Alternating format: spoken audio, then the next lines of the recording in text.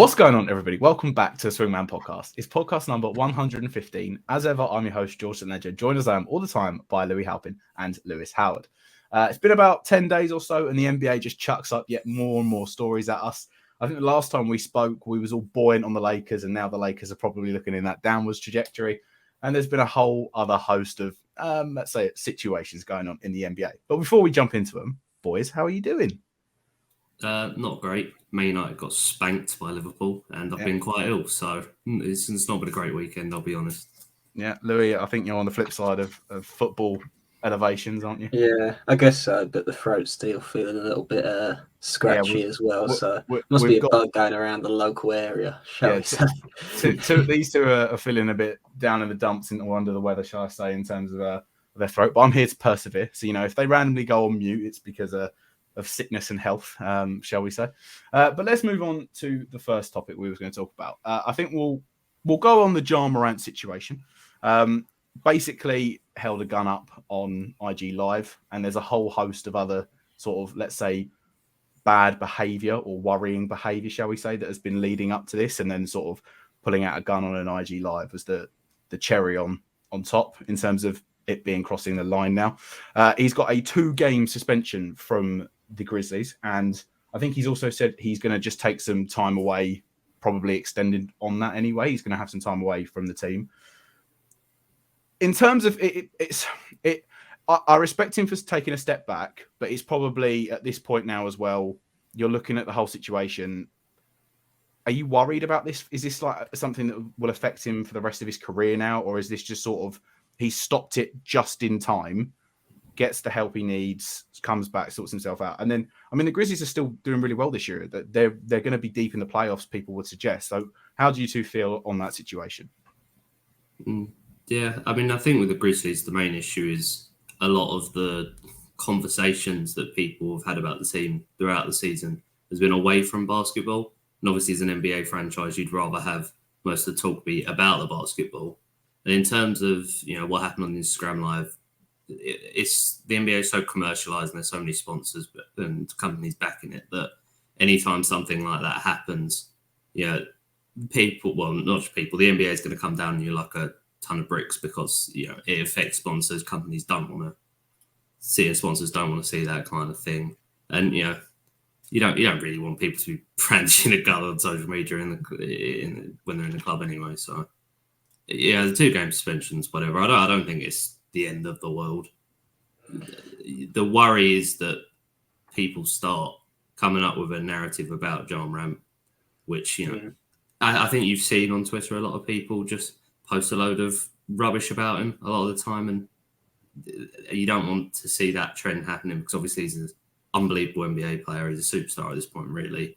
So if we get the conversations back on basketball and how well the Grizzlies are playing, then that'd be great.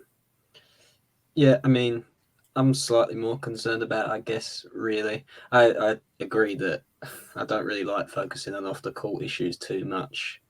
But he's kind of made it a point now because brandishing a gun on Instagram Live in a club is kind of the sort of, it's doing like what's the phrase I'm looking for? Like the straw that broke the camel's back, you would say. There was an incident, I think, with the Pacers like a month or so ago where him and his, there was a bit of a scuffle on court, and then afterwards there was this thing where the Pacers team said they had like a red lasers pointed in their buses and stuff like that. I think the NBA investigated that and found nothing untoward about it, maybe just a bit of a joke. Still not great. I think as well there was another situation. I think this only came out a couple of weeks ago, but it was back in the summer where he was having like a pickup game with someone, and it ended up in a fight where he probably battered this like 18-year-old kid or whatever. Well, allegedly, I think it was like 19 or 18 punches or something like that thrown. And there's been other things. I remember, towards that Warriors series as well, he said some weird stuff about the code when it's who was it again? It was like John Paul touched his knee or something like that. And there was also, I think, an instant where he may have gave it like a kid a death threat on Twitter or something like that. So this is like a pile up of things. And I kind of feel sorry for him in a little way because I feel like as sorry as I can be relatively for a man who's making like $100 million a year, because I think I see someone who's kind of struggling with dealing with the pressure a little bit. And also I think he's not surrounded by the right group of people, basically. I think he needs to cut off a lot of people because he's a global superstar, really, at this stage. He's got his shoes and everything like that. He's in commercials. He's a perennial all-star, really, and he's one of the best players in the NBA. So he needs to separate himself from all that, and just get his head on straight, because I think it has affected the team slightly this season. I know you said they're the second seed. They're doing well, and you'd expect them to make some waves in the playoffs, but they haven't been as good this season. And I think there's also a shift in perceptions on that team, whereas everyone was really sort of like happy to see them grow last year, and everyone was like pretty hyping them up, the new young team. And this year, I feel like something's flipped, and it's almost like the team's taken on his personality a little bit. They're very abrasive. They're very like aggressive in everything they do. And then he's got Dylan Brooks in there as well, which I think adds to that. But it's almost like the world's against them a little bit. They feel like, and it's not. It's just not. And I think it's affected their decision making in some games and kind of caused them to lose some late game situations. I think Steven Adams is a miss there when he's injured as well.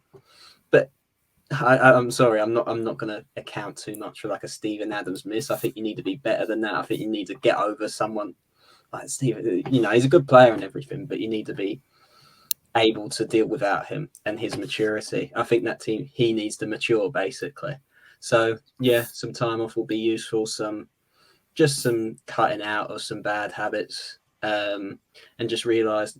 And I think sort of like be grateful for the position he's in. But I do think, like he's sort of questioned at the top, I think this is a good time to do it. He's not too far into his NBA career. There's an Allen Iverson type of parallel here where he can, Iverson kind of done it throughout his career, let's be honest. It's never like he'd done one thing and it was like good, good for the rest of it. It's not going to be like a linear trajectory. I don't think he's going to make mistakes because I think, he's human. So, but like I said, I think this is the only thing that can really stop him from going to that level is his mentality, where he is, apart from injury, because, he's such an athletic, explosive player. So hopefully he can get himself sorted out. And yeah, hopefully the Grizzlies will be hoping that as well.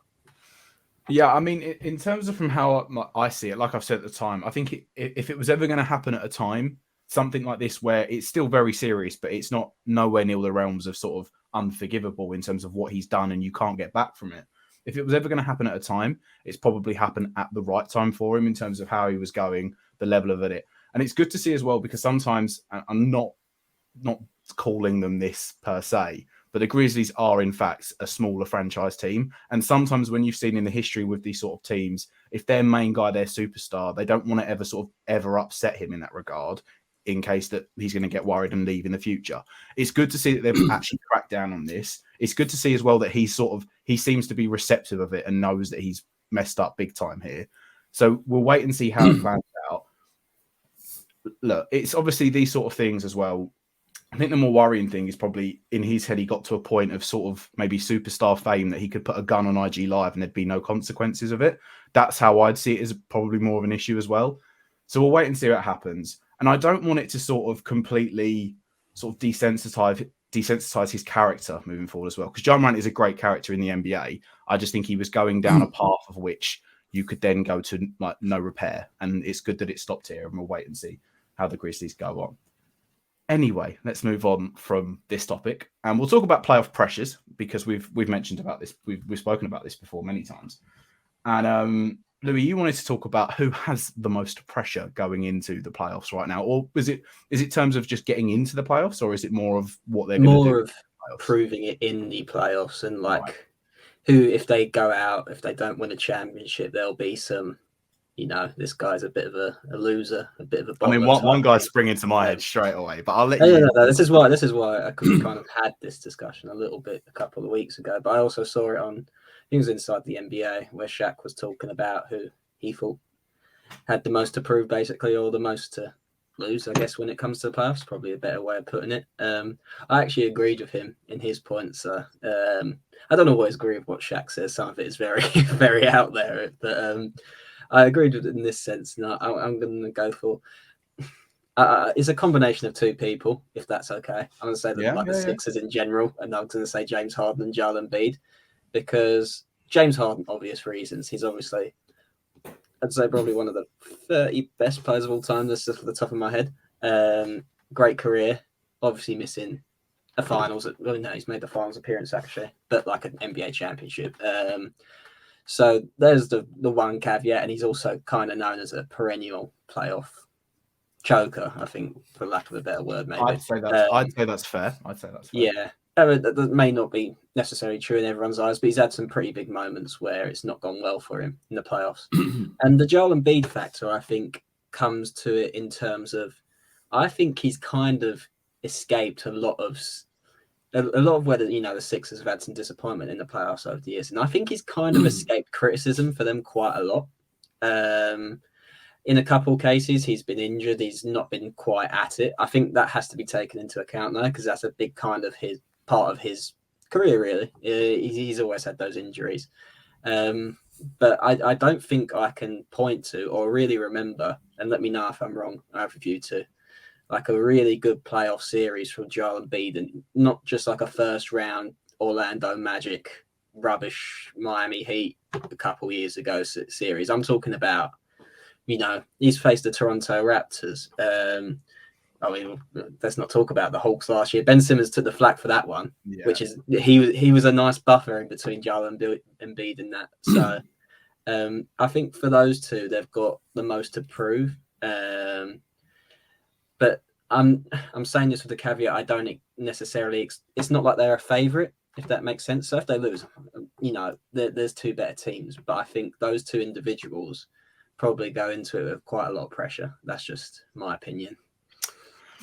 So, I completely agree in terms of that they're going to have pressure on them primarily as well, because I wouldn't say they've been outstandingly good this year, but both Embiid and Harden have both been. Embiid is questionably, he's fallen off of the sort of quote unquote MVP ladder race that they've got onto now, but he has been a MVP candidate pretty much throughout the whole entire season. James Harden to a lesser extent, but his numbers have still been very, very good. I think as well as when we talk about prior playoffs that they've done, I can only really remember 2 playoff series where he's played to his standard as well, as I'd say that. I think the one against the Hawks, I would argue when they lost with the Hawks, he played very well in that series as a whole. I think he was 30 and 15 on average and whatever not, but that's what I would argue as well. 30 and sort of 12 is what you'd probably want and expect from an Embiid in a playoff series. Granted, the Harden stuff is completely separate. Everyone who talks basketball knows James Harden has always choke jobs, for lack of a better word, choke jobs in the playoffs. I wouldn't have them as my ones where they are, for me, the most pressure on them. And I'm only saying this now, and we might have spoken about this on the podcast on the last one we've done, or we might have just spoke about it when we're just chatting in general. For me, it truly, truly is Nikola Jokic this year. Because if you're going to win 3 MVPs and you're going to give it, and now there's no argument whatsoever that he doesn't have a good team around him. They're the number 1 seed. Aaron Gordon's been playing very well. Jamal Murray, they've got loads of nice little role players as well. If you don't have a decent run and a good attempt at winning it in the playoffs, even just getting to the conference finals, then you've got to ask serious questions about, I don't care. I don't want to hear efficiency stats. If you're going to do this every year, put up an MVP, and then when it comes to it in the playoffs, there's no difference to what sort of all criticism gets lumbered at Westbrook, at Harden. You can't do this in the regular season and then not show up in the playoffs. So for me, it would be Jokic and the Nuggets for obvious reasons is what I'd say. I'd say the 3 that you said would be my 3. I think some people might throw Kevin Durant in there as well, because once again, he's the best guy on a team that I think should get to the finals. For me personally, I wouldn't put him in with the other 3 because I think Kevin Durant's a made man at this point. Well, I don't really care as much. It's that he's done it all before, and also I wouldn't call it a flop if it doesn't happen this year, because it rarely ever happens in such a short amount of time after a trade deadline. If it doesn't happen the year after and there's big issues, then like what happened in Brooklyn, then you start raising questions. But. Yeah, I think the person you look to if you do the Suns isn't Kevin Durant, it's actually Chris Paul, purely because of sort of the argument Louis said earlier about James Harden and what he needs to cement his legacy, let's say, because it is already cemented, but everyone knows, excuse me, what a chip does to someone's career when you look back at it once all is said and done. It does elevate him to a certain level. So even though he's not the best player or even the second best player on that Suns team, I think there is some pressure on him, or at least the team, for him to get it done. Excuse me. For Jokic, I'd say that there's no pressure like potentially winning 3 MVPs in a row. That just does put the pressure on. I think he has performed well in the playoffs before, so I wouldn't throw that against him and say he's had better series than Embiid. Yeah, exactly. But Yeah, the difference is this Denver team, as you said before, Louis, I would have the Celtics and the Bucks over the Sixers, and if the Sixers went out in the conference semifinals, I wouldn't bat an eyelid at it really, unless it was to a team that wasn't the Celtics, not Celtics, the Celtics or the Bucks. Whereas that Denver team, even though I think the Suns are going to be the team to get to the finals, they are in win now with a 3-time MVP. Like you have to perform. The only thing going against the pressure would be that Denver team is going to be good for like 5 years. So their window is going to be open for a while. But as George said, you are potentially going to be the 3-time MVP. There's no pressure like that. You just have to do well and have to have a shot at least winning the title.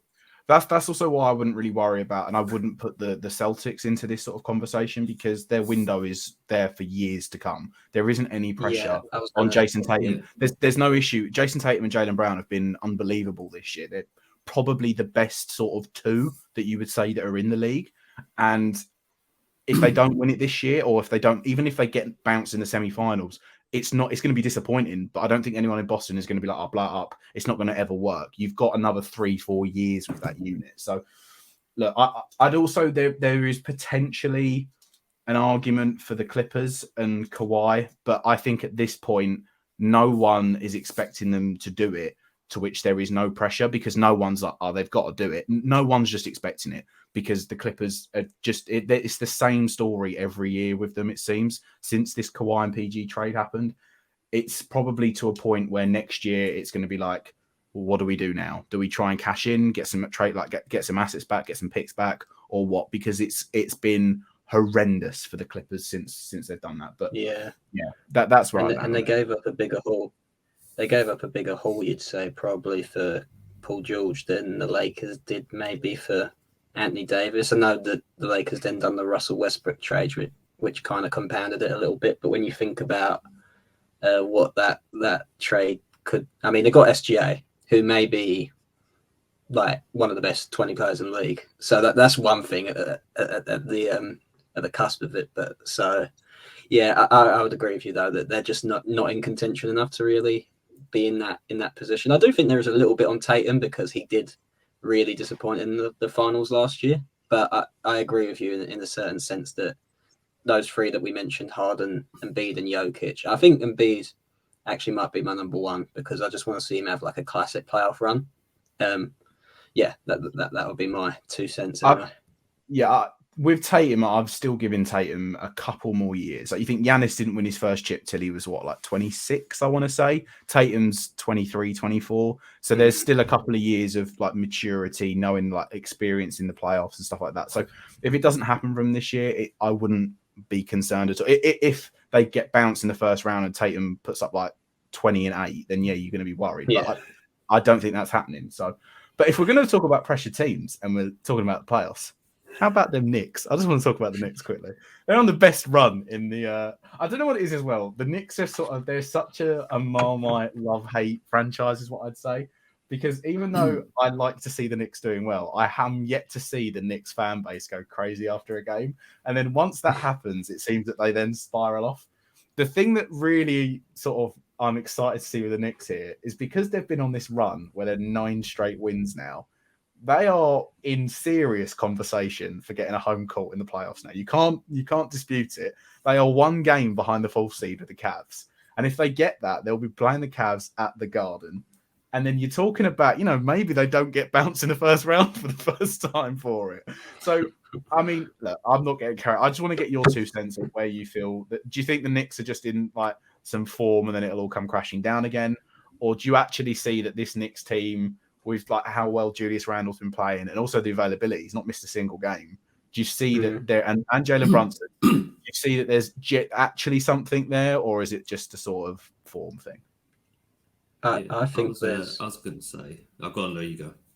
No, I was going to say, I think there's legs to this. I mean, they had a good season a couple of years ago where Julius Randle got all NBA. Obviously, they made it to the playoffs and they fell to the Hawks in the first round, which I think at the time we didn't, we weren't too bothered about it because the Hawks got to the Eastern Conference Finals, which we discussed a bit. That since then maybe was a the Hawks.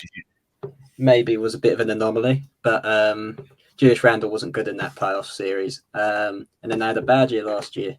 But I think this one has legs purely because Brunson is just so good. So I've just looked it up here because I heard this stat and I just wanted to check it. So I was just looking up like most points, like total points scored since January 1st. Damian Lillard's got over 1,000, which is a joke. But you've got here in third place, you've got Julius Randle. He's got 787 points. And then in fifth place, you've got Jalen Brunson with 768. So they've got two of the top five scorers. Two of the top five scorers in the league since the start of this year.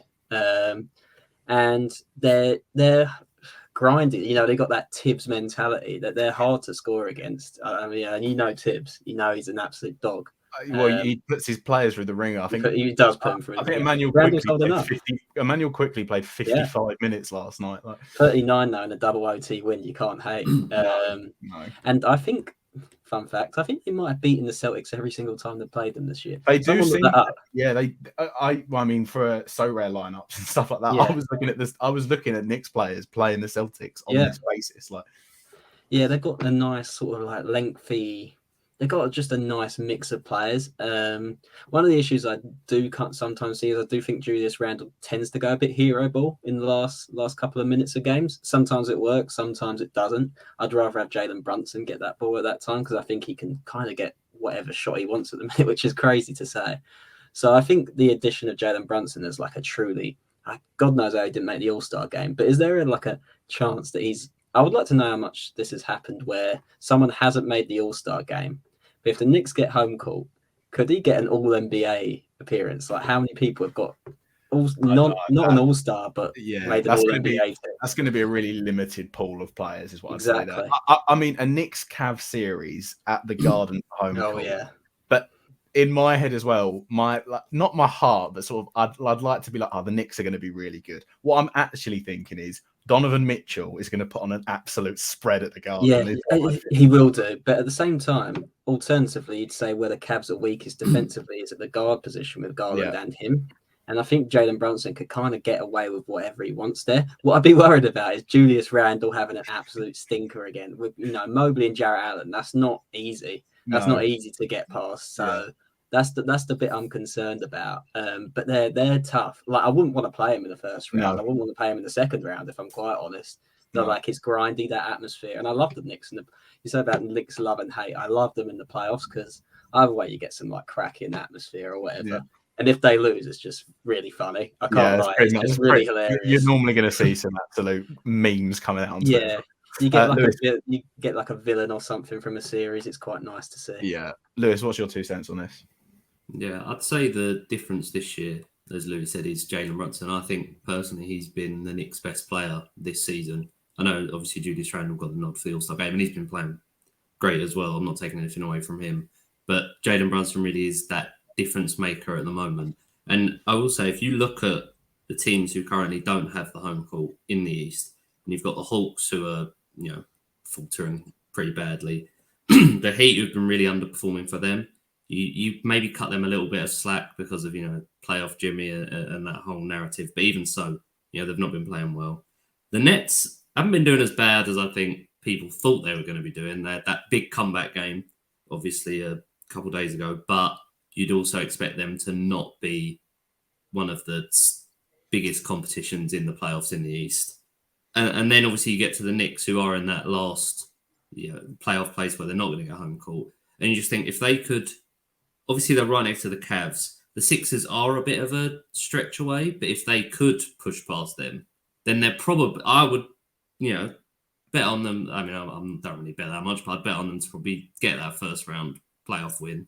And then if not that, then they will probably be playing the Cavs because I don't think there'll be too much movement otherwise there. And that is it's an interesting series, as Louis said, because of how weak the Cavs are, or their weakness lies in their defense with their guards and the fact that Jalen Brunson's playing so well. Then obviously you look at the front court and, you got that massive front court of Jared Allen and Evan Mobley and how that might cause issues for the Knicks. So I think it's a nice series weighing up, and I think it should be pretty even. So that'd be a great series to see alongside what is probably going to be quite a few batterings in all the other games. So yeah, I think the Sixers might just be out of stretch for the Knicks in terms of this. I think they're like 4 or 5 games behind.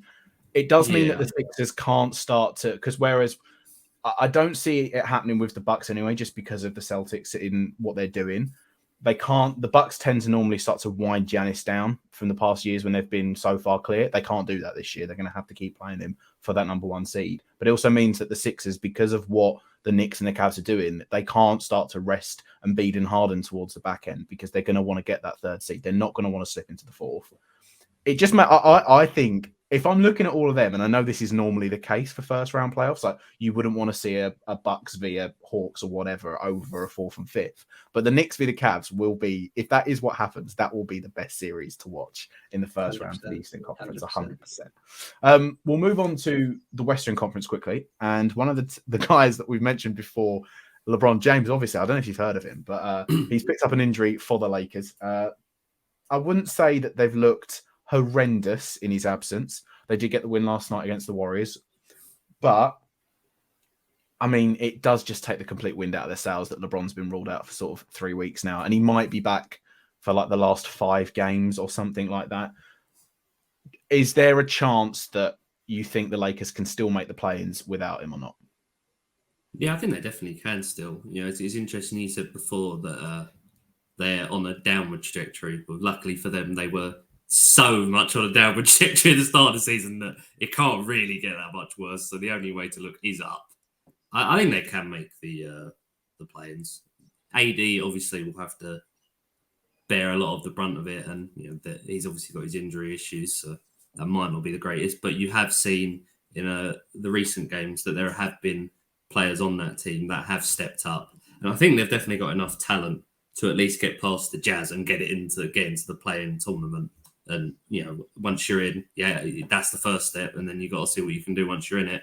And we'll see how long it takes for LeBron to get back. But I definitely say they're going to make the play-ins and they'll have a chance to get to the playoffs. You've put them, so the way that you've said this, you've put them getting above the Jazz and getting that 10th seed. Well, I'm not saying that's what I think they'll get, but that's what they have to do to get into the play-ins. And I think they can. I would look at this, and the way that I see things are the Pelicans and the Jazz are the ones in danger from the Lakers, and I think the Blazers are looking like the ones at the moment for me. If I'm going to look at a team, as I didn't even know what, in terms of when Louis mentioned that stat earlier, that Damian Lillard scored over 1,000 points since the start of the year or whatever it was. If I'm looking at a team here, I mean, no, we're not talking about the Spurs or the Rockets. We don't really care. Like, there's this stupid conversation for it. I don't see... the thing is, SGA is getting his minutes restricted, and they've come out and said this. So to me, that was basically them going, "Oh, we've been doing too damn well towards the end. We're gonna back out of this." So that then leaves you're looking at the Blazers and the Lakers v the Pelicans and the Jazz, because even though how catastrophically bad it's been for the Clippers, I'm not really looking at them and going, "Oh, they're not making the plans. They're fine." You're looking at 2 spots of the 9th and the 10th seed for 4 teams. And the Blazers, for me, are definitely in there.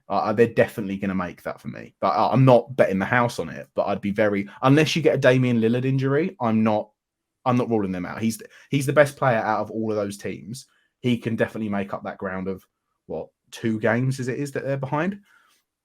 And then if you're looking at the Lakers without LeBron, I'm not sure I'm putting them above the Jazz at the minute. I'm really not. See, this is interesting because I was kind of down on the Lakers last podcast because I wasn't too big on the trade deadline moves, because to me, and I'll issue an apology to one person. It's not D'Angelo Russell because he's still rubbish in my eyes, but Jared Vanderbilt is a good player. The regen Dennis Rodman, you mean? That's what. Yeah, he's a good player. I mean, I watched him a bit for the Timberwolves last year, and he's a decent player. A lot of teams should have been looking at him again. Not it's not to the it's not a big enough swing for me to be like, oh yeah, definitely make the play-ins now. But to me, it kind of always boiled down to whether Anthony Davis can perform to like a level which I guess we know he can do. We just see it on rare occasions because he's always injured or he's coming back from injury. He takes a couple games to get back to sort of like game freshness or whatever. So to me, that is still within play. Anthony Davis just has to do a hard carry job, which I mean, your confidence in that run is probably varies. It's probably quite low for all of us because we're kind of low on our faith on him staying fit. But I think they can keep within touch. I do think the Pelicans look like they're in complete free fall. Zion is nowhere to be seen. I think it's kind of got to the point now. If we talk about Anthony Davis not staying fit, Zion's just not gonna. It's not gonna happen for him. I don't think, unfortunately. So there's that, and yeah, the Jazz still are playing okay. If I'm quite honest, I think they'll still be in and about there, but I would say in my prediction, I don't think the Lakers will make it, but it's not over now just because LeBron's got injured, if that makes sense. Yeah, I just out of curiosity, I just had a look at the Lakers schedule. And obviously I know that they've got the Grizzlies midweek because I've seen all the memes about Lakers fans wanting Ja Morant to be suspended for more than what it was and all that stuff.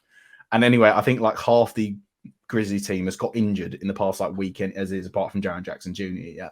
I was looking at their schedule and they've got they play the Rockets a couple of times. That should be 2 wins. They've got the Pelicans, which will be big games. The thing that I'm looking at, in the last 4 games, 2 of them, they've got the Jazz. And the last game of the regular season, they play the Jazz. Now, that game is on at 8:30 our time. So we can actually watch that game because that could be a pivotal game in terms of making... Like, obviously, there's, 20 games left or whatever it is. There's a lot of time left and it might be a dead rubber at the end of it. But that could be a massive game. And you'd probably suspect if there is a sniff of it, LeBron will be back for that game or those 2 games at a minimum. And then in that case, if there's a chance and LeBron's on the team, you're not going to be betting against the Lakers in that regard for those 2 games.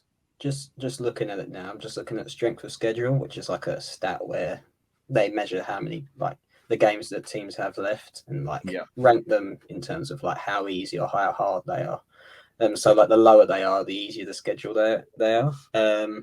So the Lakers have the 27th lowest strength of schedule, so they have the 4th best for the rest of the season, as opposed to the Jazz who have the 4th worst. So just saying that there's a bit of that in there. The Dallas Mavericks as well, because they're kind of they're in the play-in mix. Let's not deny that they're 7th at the minute, aren't they? Below the Timberwolves.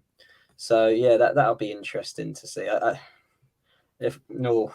Looking at that has made me think that the Lakers might sneak it.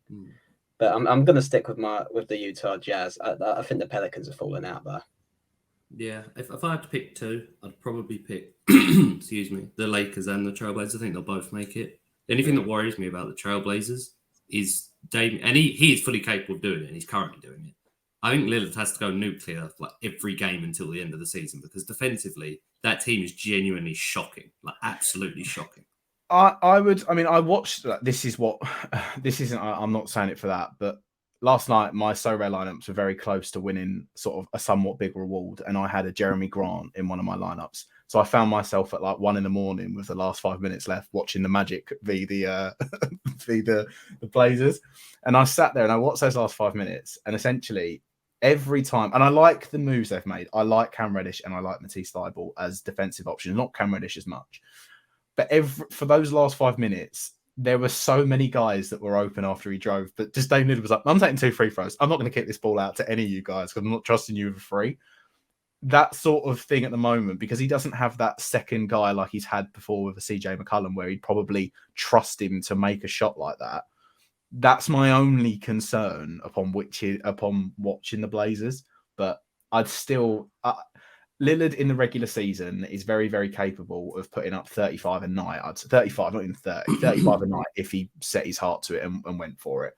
It will be more of a case of that if he starts to trust his teammates enough in sort of situations like that, because teams are just going to keep just pounding him for it. But I would have, if I'm looking at it now, I would say if LeBron makes the last sort of 6 games, I would suspect that it will be the Lakers and the Blazers, and that the Jazz and the Pels will fall out. And it's very harsh because the Jazz have been good with Lauri Markkanen, but if you're looking at it and you're seeing it in that regard, I can't see a way in which LeBron doesn't make at least the play-ins this year.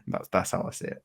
Well, it's happened before with him in LA. It has, yeah. You can see it, but I don't see it this season. It will come if he ends up if his injury gets worse, he'll end up and he misses the whole thing. Then the whole narrative for me changes. I think if they need him back for like the last 6 or so games to have a chance. But that's how I am for it. We'll round off this podcast because I know you've got to run soon, Louis. We'll round this one off with a little chat about Doncic v Booker. It was all over socials of their little intimate up close. A few words were spoken, maybe a little kiss that was going to come in.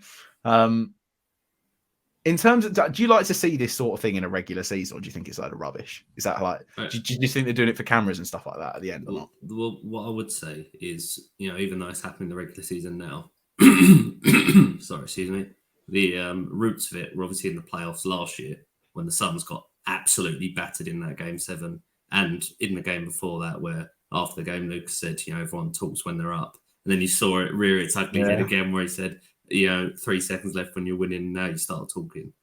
I don't think it has the same effect this season as it did in the playoffs last year, because I just think the Suns are a much better team at the moment, and if they did somehow match up in the playoffs, I just think the Mavs would lose. So it's not, I don't think it's as good as it was last year when they were going blow for blow, and then in the final game it was just complete capitulation. So I do like seeing it because I just like narratives in the NBA between players and setting it up for what could happen in the playoffs. So I don't really care that it's in the regular season now, and especially because of where the roots came from.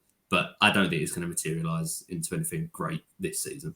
Yeah, that's the sad thing about it, because Mavs are 7th at the minute. Obviously, they could creep up into 6th and not far off the Timberwolves. It would take a lot, I think, for them to match up at some stage. And like this, I do think it could be a bit of a cooking if it does happen. But those two clearly don't like each other. I'm not sure where. Like, obviously, you mentioned the things that they've said to each other. I also remember, I think Booker went down for a foul or something. So like some fan caught him saying it was the Luka special. Do you remember that one when he was on the floor? So the degree of animosity, which I'm not sure has developed from particularly. Maybe it's a bit of a like a mano type thing. Like we're the two guards. I wouldn't even really put Booker in Doncic Luka's class, if I'm being fair. I really like Booker. I think he's the best shooting guard in the league, but he's not quite on Doncic's level. So I mean, I do like to see it. I like to see a nice budding rivalry. I'm not sure what you two think about the new Suns, because we've seen KD a couple of times now. Looks pretty good, as it would do. But the Mavericks are more of an interesting one because they started off quite well. Few growing pains here and there. And obviously there's the big overhanging thing of like, is Kyrie going to stay there a little bit or not? So I'm wondering if you two have some retrospective thoughts on that move since then, because it's not looking as like tasty to me as it did a couple of weeks ago. Well, I think most people think Kyrie's going to leave. So I think and most people think he's Laker bound. So, and I would tend to agree with that. In terms of I think everyone thought the fits, it's not a perfect fit because both of them do need the ball to be able to perform at their highest level, which obviously we saw in Brooklyn with Kyrie and James Harden. That tandem worked when we saw it, which wasn't very often, but when we saw it, it seemed to work. And I think they'll be able to figure it out. They're two such highly skilled basketball players that they should be able to work it out together offensively. Defensively is obviously the issue, and you'd think that's where they get taken advantage of. And we'll just have to see whether they can, just offensively batter people out of games. In terms of what they're going to do this year, I don't think they're going to be doing too much in the playoffs. They are one of those teams where you don't really want to come up against them first round as one of the home court Western teams. But even so, I couldn't see them winning more than one playoff game. The way in which I'm looking at this... Series, quickly. Series, not game. Yeah, I definitely think even if they came up against they got the Grizzlies now, Luka and Kyrie gets you a game at the minimum, like in what would happen. Yeah, I don't think they get swept. That's not. No, they're not going to get swept. It'd be an interesting series, but I'd probably get the Grizzlies in maybe 6, potentially 5. But anyway, the way in which they've probably it's now come into an acclimatization is that this team has been set up solely and completely around Luka Doncic for however many years now. His usage rate is going to dramatically come down mainly because Kyrie Irving is now going to demand the ball somewhat, and that's his game. Kyrie's not going to sit in a corner and shoot 3, right? I think it's going to be the way in which I see this, though. Even if Kyrie leaves in the summer and he goes to the Lakers or whatever happens, you're going to look at this and they should use this as an experience to see how they're going to build with Luka in the future, because you're going to need a guy, maybe not of Kyrie's level, but you'll need at least 2 guys just below his level to have any chance of competing and winning with Luka. Like Jalen Brunson. Yeah, like a Jalen Brunson. Jalen Brunson. Yeah, Jalen Brunson would be really good for this Mavs team. They should probably try and make a trade for him. Yeah. That's what I mean, though. They're never ever, and this is what's the case with all these teams. They're never ever going to have a chance of winning seriously anything with just Luka ball. No matter how good he is, he could put 40 triple-double. He could put a 40-point triple-double up. They're not going to win a playoff series with that. Well, in the deeper rounds of the playoffs, anyway, with that. So if you look at this, and Kyrie's an extreme situation with it, but you need to see how your team looks with Luka with a second star in there, and then how you can try and build a team out from it. And I don't know if Mark Cuban's going to be a ridiculously smart guy, and he'll probably have the feeling if Kyrie's going to leave. If not, he'll just randomly show up at his door and ringing his doorbell every night before he tries and leaves. But there's going to have a sense within the Mavs organization of how they have to build this franchise with Luka, because Luka is the type of player where I feel if he doesn't win in like 3 or 4 years, he's going to be like, no, I'm going to try and get a chip. Yeah. That's how I see it. Is the next one people will look at, kind of like how a couple of years ago we had Giannis and then he signed that big extension, he won the championship. That's like the ideal scenario. Yeah. You'd say that he commits before that. But yeah, I think just looking at the team as it's currently constructed anyway, particularly that Lakers game, we wasn't watching it live because we were watching Tommy Fury boxing. But like watching the highlights, I thought they got quite bullied. Like they look small, and when they go small, like that'd be a bad matchup for them if they somehow in the play-in came up against the Lakers. I think it would actually be quite tough for them because AD, Vanderbilt, LeBron, and I think they're kind of relying on Kyrie and Luka to get a lot of rebounds there. And they can get some, but they're in danger of being bullied basically by bigger teams. So yeah, I agree. They need to. They haven't really built around Luka very well, I don't think, since they've got him. They made a big swing, Porzingis. Didn't work. Obviously messed up the Jalen Brunson thing, like we mentioned. I think we mention it every single podcast, but it was. That's the ideal scenario, isn't it? You got that guy who's absolutely killing it for the Knicks. He may not be as good if he was still on the Mavericks now. I guess that's a different type of. It's a completely theoretical debate. Yeah.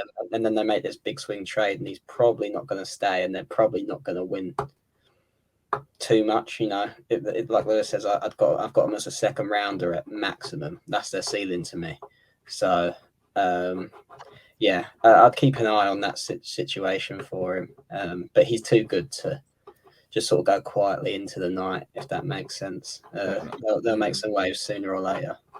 I always find the Porzingis situation strange because, as you say before about players and how they'd want to fit around Luka. If you were going to build a player just from nothing that would fit well with Luka, you would think a Porzingis would be able to work very well. But I don't, whether it was, well, obviously on the court it didn't work perfectly. Nah. Off the court as well, off the court as well, it seemed like, maybe they weren't the greatest of friends either. But I always found it strange because when you looked at it on paper, you thought, you know what? Porzingis and Luka should actually work pretty well as a duo. Porzingis can stretch the floor. Luka gets to work more inside, and then obviously, the unicorn himself can go to work a little bit as well. But it just never materialised. You know who are great friends actually, and I don't know how this would ever work. But Luka and Jokic are really good friends. You see them at the All-Star breaks, and they're very pally with one another. European connection, obviously. Not the same country, but I've seen that a couple of times, and I thought that's quite interesting. Yeah, that would not work at all though, because both of them need the ball to be at their best, and there's no way. I don't think Jokic does as much, but he has to go. Yeah, I agree. At some stage. But yeah, if you have a Jokic, you want to run the offense, and a Luka even. You want to run the offense through. Yeah. Well, I mean, by the time that could come through into fruition, if Luka was 7 to leave the Mavs, they might still have both won nothing, and then apparently that isn't the way in how you have to win. So maybe they look at it into the future years for it. But I think we will wrap that podcast up there, Louis. I know you need to jump and run away and gallivant, so we'll let you run. Thank you very much for listening. If you are watching us on YouTube, please hit the subscribe button and like the video. Drop us a comment on any podcast topics you want us to talk about in general. And if you're watching us on audio on Spotify, wherever you get your podcast from, just hit the follow button and leave us a review. It would help us out more than you could possibly imagine. Check our website out at www.swingmanpod.com. Follow us all on Twitter. All the links will be in the description down below. And yeah, we'll catch you in the next one. Peace.